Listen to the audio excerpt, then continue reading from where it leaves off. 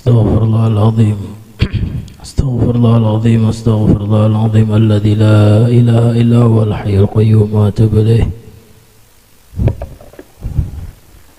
الفاتحة إلى حضرة رسول الله صلى الله عليه وسلم وعلى آله وأصحابه وأزواجه وذريته وخصوصا الإمام أبو حامد محمد بن محمد الغزالي والدينا والديهم وأمواتنا وأمواتهم وأموات المسلمين أجمعين. شيء لله لهم الفاتحة. أعوذ بالله من الشيطان الرجيم. بسم الله الرحمن الرحيم. الحمد لله رب العالمين الرحمن الرحيم مالك يوم الدين. إياك نعبد وإياك نستعين اهدنا الصراط المستقيم صراط الذين أنعمت عليهم غير المغضوب عليهم ولا الضالين آمين. بسم الله الرحمن الرحيم. الحمد لله رب العالمين وبه نستعين على أمور الدنيا والدين. أشهد أن لا إله إلا الله وحده لا شريك له وأشهد أن محمدا عبده ورسوله. اللهم صل وسلم وبارك على سيدنا محمد وعلى آله وصحبه أجمعين. أما بعد. قال المؤلف رحمه الله تعالى ونفعنا به وبعلومه في الدارين آمين. Alhamdulillah, sama-sama kita bersyukur kepada Allah Subhanahu wa taala karena dengan berkat limpahan karunia, taufik serta hidayahnya kita dapat berkumpul di tempat yang mulia, di hari yang mulia, dan semoga kita semua dimuliakan oleh Allah Subhanahu wa taala.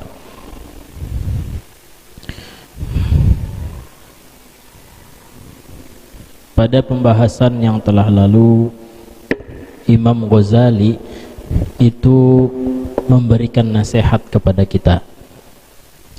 Di antaranya adalah, wahai anakku, kata Imam Ghazali, jangan menjadi orang yang muflis. Apa kemarin muflis, Bu? Itu adalah bangkrut. Artinya apa? Jangan jadi orang yang punya banyak amal ketika di dunia tapi terlihat kosong nanti di akhirat. Kenapa? Orang tersebut beramal, ternyata maksiatnya pun jalan. Dalam artian apa? Maksiat kepada orang lain. Maksudnya adalah zalim. Dia memukul si A, dia memukul si B, menggibah, menggunjing, bahkan menyakiti orang lain. Dan inilah yang akan membuat orang tersebut akhirnya nanti menjadi orang yang bangkrut. Nah, itu kata Imam Ghazali, jangan jadi orang yang bangkrut. Itu pertama.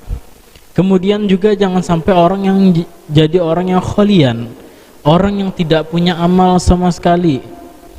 Kenapa kada punya amal? Karena ilmunya kada diamalkan, atau bahkan kada punya ilmu sama sekali sehingga kada tahu apa yang mau diamalkan. Nah, kata Imam Ghazali, jangan seperti yang demikian.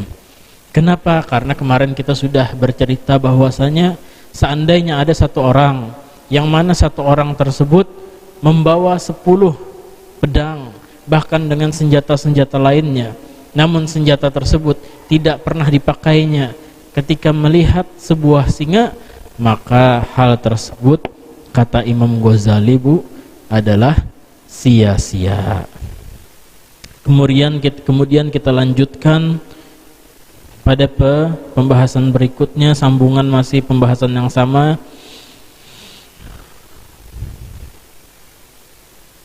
Satu, dua, tiga, di 3 baris dari bawah halaman 6. Fakadha law qara'a rajulun mi'ata alfi mas'alatin ilmiyatin Sebagai itu pula kata Imam Ghazali, lau qara'a rajulun, seandainya membaca oleh seseorang, lau qara'a rajulun, seandainya membaca oleh seseorang mi'ata alfi mas'alatin. Apa yang dibaca, Bu? 100.000 masalah. Nah, jadi ada orang belajar tentang 100.000 masalah ilmiyatin, keilmuan. Wa ta'allamaha, kemudian orang tersebut mempelajarinya. Selain ini membaca, ditelitinya benar-benar ilmu tadi. Walam ya'mal, tapi ilmu yang sudah sampai derajat 100.000 tadi, jumlahnya itu kada pernah diamalkannya. Hanya sekedar belajar. Ya, kemarin kita analogikan kayak orang yang masak banyak, bisa masak, tapi kada pernah memakan daripada masakannya. Bahkan ketika habis masak sudah buang, habis masak buang, basi misalnya. Nah ini la tufiduhu, kata Imam Ghazali, maka orang tersebut tidak akan mendapatkan manfaat daripada ilmunya.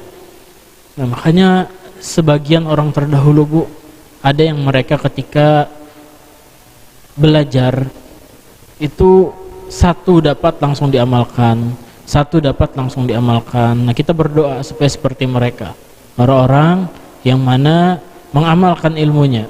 Dapat satu ilmu, amalkan. Dapat satu ilmu, amalkan. Ini yang bermanfaat, kata Imam Ghazali. Sedangkan yang tadi orang yang hanya membaca walaupun 100 daripada masalah ilmiah namun tidak diamalkan, la tufiduhu, tidak akan manfaat baginya. Illa bil amali, melainkan ilmu tadi bisa bermanfaat dengan amal, diamalkannya.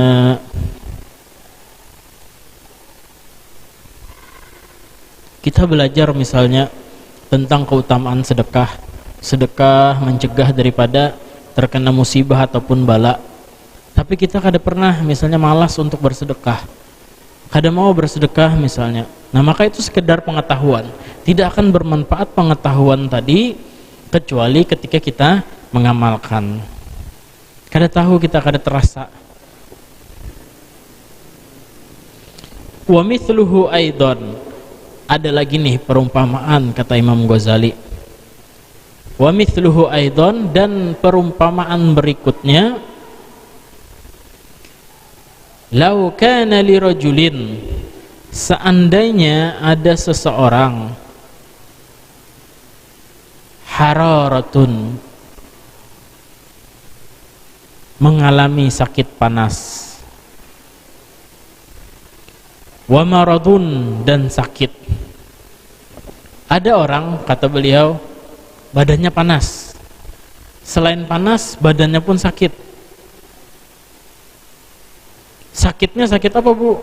Sofrawiyun. Nah, penyakit apa namanya? Sofrawiyun. Yakunu ilajuhu bisukanjabin wal kashkab.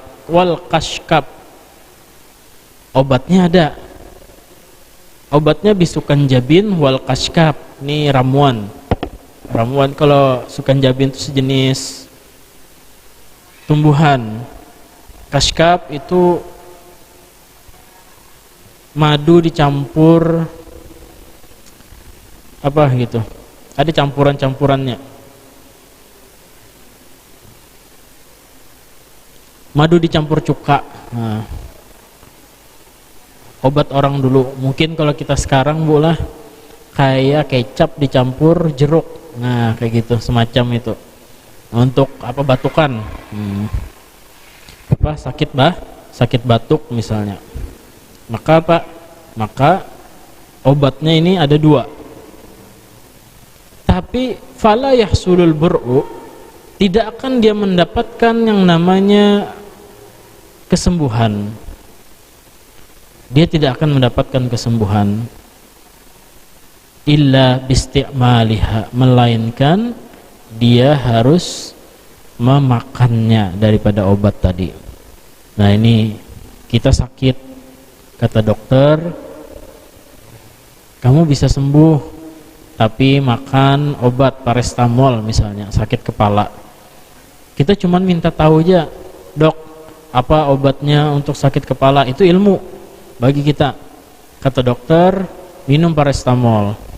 Dan ternyata kita kada mau makannya, apakah kita mau sembuh? Kata Imam Ghazali, ya kada mungkin. Nah, ada lagi kata Imam Ghazali,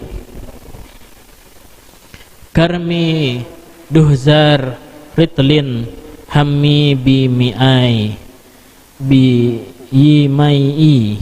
Ini bahasa Persia, Bu, bahasa Parsi, bahasa Persia, jadi bukan bahasa Arab nih. Taminu khurin nabashadat shidai. Nah, karmi duhzar ritlin, engkau menakar 100 kati, 100 liter daripada minuman keras. Taminu khurin nabashadat shidai. Namun apa? Engkau tidak akan bisa untuk mabuk kecuali dengan apa? Kecuali dengan meminumnya. Nah, ini perumpamaan lagi. Berapa ratus saja, berapa ribu aja kita menakar daripada minuman-minuman keras, itu tidak akan ataupun tidak bakalan membuat kita mabuk kecuali kalau itu kita minum.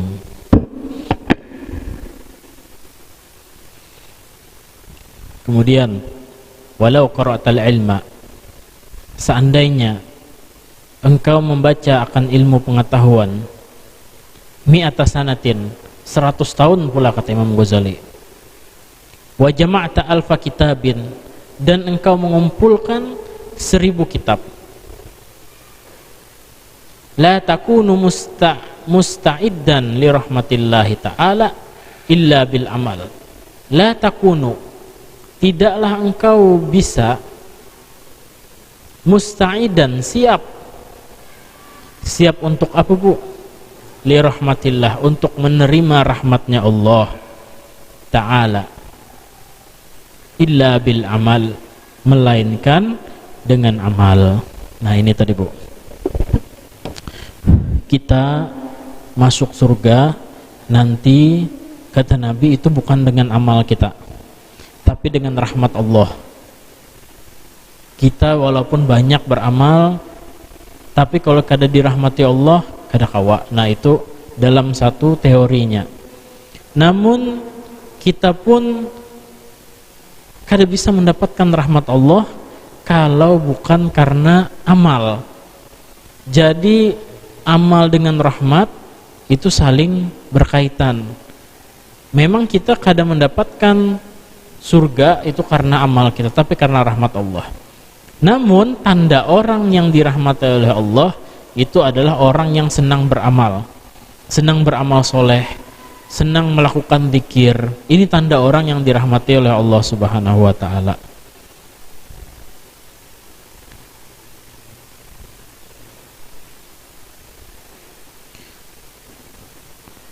Kemudian wa allaisa lil insani illa ma sa'a, dan tiadalah bagi manusia illa ma sa'a, melainkan apa yang telah diusahakannya. Nah, ini sama kayak kita misalnya berdagang. Kita punya dagangan, kemudian pagi sudah kita buka, sore orang belum tutup, baru kita tutup. Nah, maka wajar apabila orang tersebut banyak duitnya, Bu, sugih. Kenapa? Karena usahanya sangat luar biasa. Maka seperti ini pula kata Imam Ghazali, perumpamaan orang yang ingin akhirat, ingin hidup nanti di akhirat. Mungkin kalau wah ini pula kita ini berpemikiran ulun kada apa-apa jajar, masuk surga yang paling bawah gin nyaman sudah, atau kada papa dibuncu-buncunya kah, asal surga aja aku sudah bahagia, yang penting masuk surga. Tapi kita ini kada bakal merasakan apabila kita masih belum masuk surga. Sama kayak misalnya kita nih umroh. Nah, pemikiran orang biasanya ulun kada papa ajar, yang penting sampai ke Mekah. Kada papa hendak hotel yang jauhin, kada papa, yang penting kau guring di sana di Mekah, biar murah, kada papa, yang penting sampai. Nah, nanti orang tersebut akan merasakan ketika sudah di Mekah misalnya, sampai di Mekah ternyata orang yang bayarnya lebih, mungkin 1 juta lebihnya dari yang lain, hotelnya dekat ke Masjidil Haram, sedangkan kita ke Ka'bah itu aja jauh sudah. Kita dari yang katanya dekat aja sudah berapa kilo, sudah jauh, apalagi yang katanya jauh. Baru kita merasa, jaka semalam lah aku menambahi 1 juta, padahal kau aja 1 juta, tinggal nambah 1 juta, hotel parak, hotel dekat. Nah, kerasa baru sudah di sana.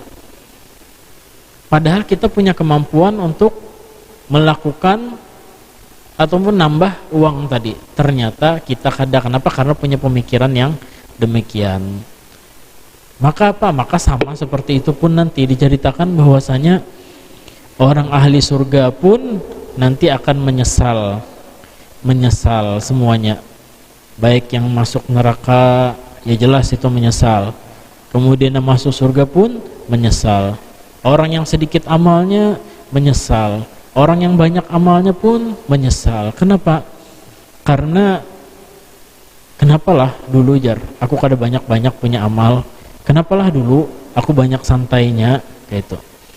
Jakanya aku banyaki, jaka lebih lagi aku dari ini. Nah, ini yang akan kita rasakan nanti di akhirat. Maka sama-sama kita, ibu-ibu sekalian, meniatkan amal ibadah kita tuh dalam segala sesuatu hal. Kita misalnya berangkat kerja, kalau untuk yang laki-laki misalnya menafkahi keluarga, walaupun sepertinya kada pegang tasbih, kelihatannya kayak orang mencari dunia, datang pergi kantor, sawah, pasar, tapi ternyata niatannya untuk menafkahkan keluarganya, niatannya untuk cari makan untuk ibadah. Sama seperti misalnya ibu-ibu bikinkan teh suami. Bikinkan teh suami itu mubah aja hukumnya pada dasarnya. Tapi diniatkan ini supaya hati suamiku senang.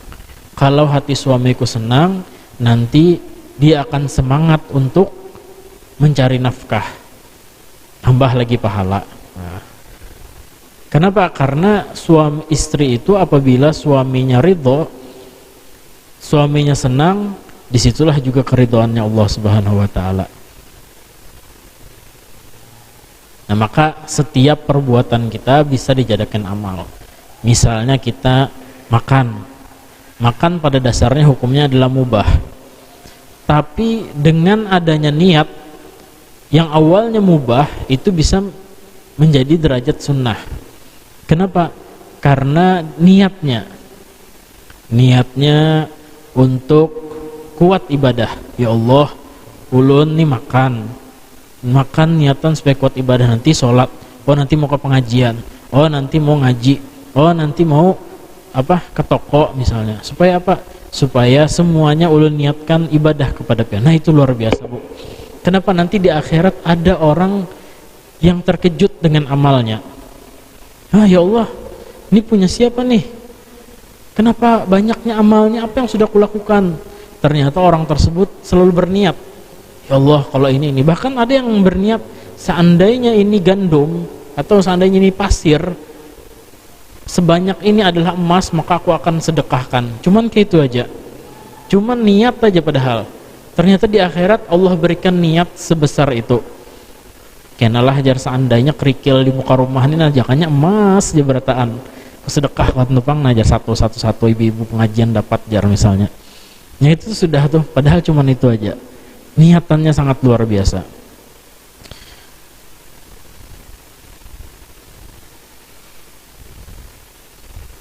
Nah, jadi lanjutnya wa allaisa lil insan illa ma sa'a. Dan tiadalah bagi manusia itu illa ma sa'a, melainkan apa yang telah ia usahakan. Ya tadi, kalau misalnya dalam usaha orang tersebut cangkal, bagus kerjanya, pasti ekonominya akan meningkat. Sama seperti itu pula amal kita. Apabila kita ingin mendapatkan kenikmatan nanti di akhirat, kenyamanan nanti di dalam kubur, maka seberapa kita usaha kita untuk mendapatkan itu, itulah yang akan membuat kita nyaman nanti di akhirat ya. Kayak misalnya pian nih Bu, duduk di sini padahal cuman duduk, apakah cuman duduk tapi niatnya sahajaku beriktikaf di ini masjid. Bayangkan cuman niat sahajaku beriktikaf di masjid, biar kita kantuk-kantuk gitu misalnya, tetap itu mendapatkan pahala. Beramal namanya. Padahal cuma duduk di masjid aja, berkipas misalnya, tapi niatannya iktikaf. Ini luar biasanya. Jadi nanti kita di akhirat melihat bahwasanya seberapa kerjaan kita yang zahir itulah yang akan kita terima. Namun kata Nabi SAW, nanti amal kita itu akan terputus semuanya, melainkan 3. Yang pertama adalah sedekatin jariyah, sedekah jariyah. Nah ini kada bakalan putus. Misalnya pian mewakafkan apa di masjid ini, atau pernah dulu nyumbang apa semen, selama masjid ini masih dipakai orang, seitu juga walaupun kita semua sudah meninggal dunia. Kemudian ilmin yantafa'u bih, ilmu yang bermanfaat, ilmu kita ajarkan kepada orang lain, Al-Fatihah misalnya, atau hanya sekedar Bismillahirrahmanirrahim. Kita sudah meninggal dunia tapi orang tadi terus mengajarkan kepada orang lain, maka ini pun akan mengalir terus sampai kita wafat, sampai kita ke alam barzakh. Kemudian yang terakhir, apa kata Nabi? Itu adalah anak yang soleh. Walidin soleh yad'ulah, anak yang soleh yang selalu mendoakan kedua orang tuanya. Nah ini tadi. Nah jadi pertama, secara zahir kita akan mendapatkan apa yang kita usahakan. Kedua, kita bisa nabung, kita bisa investasi daripada amal tadi. Dengan apa? Dengan kita memiliki sedekah jariyah yang terus mengalir. Kemudian kita punya ilmu yang kita ajarkan kepada orang lain. Kemudian kita punya anak, yang mana anak tersebut soleh, yang selalu mendoakan kedua orang tuanya.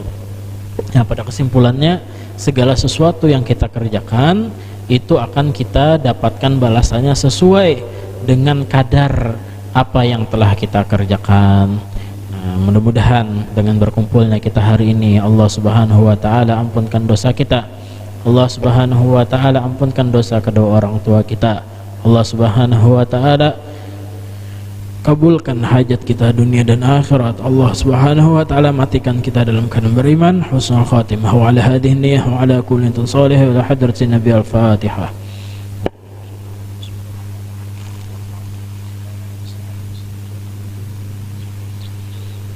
Bismillahirrahmanirrahim. Alhamdulillahirabbil alamin, salatu wassalamu ala asyrafil anbiya wal mursalin sayyidina wa nabiyina Muhammadin wa ala alihi wa sahbihi ajma'in. Allahumma anfa'na bima 'allamtana wa 'allimna alladhi yanfa'una wa faqqihna faqqih ahlana wa qarribna lana fi dinina. Allahumma hdina bihudak waj'alna mimman yasra'u fi ridaq wa la tu'lina waliyan siwak wa la taj'alna min khalaf amraka wa hasbunallahu wa ni'mal wakeel. La haula wa la quwwata illa billahi al-'aliyyil 'azim. Sallallahu alaihi wa sallam Muhammadin wa ala alihi wa sahbihi. Alhamdulillahirabbil alamin. Taqabbalallahu minkum.